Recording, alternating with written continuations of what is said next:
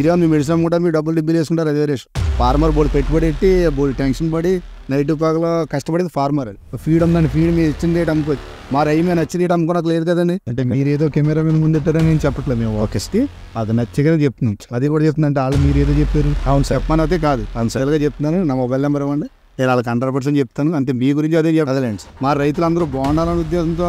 Exact అవును sir.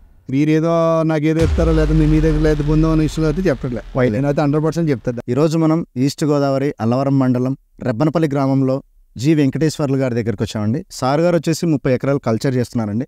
సార్కు white gut వచ్చిన తర్వాత మన ప్రోడక్ట్ గురించి ఒక రైతు ద్వారా తెలుసుకుని మన ఎంప్లాయ్ కాల్ చేసి ప్రోడక్ట్ వాడడం జరిగిందండి. సార్ చెప్పండి సార్, మీకు వైట్ గట్ వచ్చిన తర్వాత మా ప్రోడక్ట్ గురించి ఎవరు చెప్పారు లేదా మీకు వేరే ఫార్మర్ చెప్పారండి? Okay sir. చెప్పాక తెచ్చి అప్పుడు వాడి ఓకే వాడేకప్పుడు మీ టెక్నీషియన్ని కాంటాక్ట్ చేసాం. Okay sir. చేసాక బాగానే ఉంది సార్. ఎన్ని రోజులకి వచ్చింది సార్ వైట్ గట్ మీకు? 45 డేస్కి. 45 డేస్కి. ఓకే, ఇది ఎలా వాడారు సార్? ఇది కేజీకి కేజీకి 5 గ్రాములు. కేజీకి 5 గ్రాములు వాడారు. ఓకే, ఎన్ని రోజుల్లో కంట్రోల్ అయింది సార్ మీకు? 1 వీక్ పట్టింది. 1 వీక్ పట్టింది. సో మేతలు డ్రాప్ అవ్వలేదు? మేతలు లూషన్లో పడ్డం కానీ ఏమైనా చూసాను? విషయాలుగా టైం. సో గ్రోత్ ఎలా ఉంది సార్? గ్రోత్ బాగానే ఉంది. 100% ఆమె ఇస్తున్నానండి. 100% పనిచేస్తుంది. నేను ఆడాకనే చెప్తున్నాను, నేను ఏదో చెప్పారని చెప్పట్లేదు. కానీ నా ఫామ్లో నేను ఆడాను, పనిచేసాకనే సారాల్లో వచ్చారు, రిజల్ట్ ఇచ్చానండి. నాకు అయితే టెక్నీషియన్ అయితే చెప్పలేదు. ఆ టెక్నీషియన్ కూడా నాకు ఎవరో తెలియదు. వేరే ఫార్మర్ చెప్తే అప్పుడు వాడి నేను రిజల్ట్ చూసాక అప్పుడు మళ్ళీ నేను కూడా ఇద్దరు ఫార్మర్ చెప్పాను, వాడిద్దాను కూడా.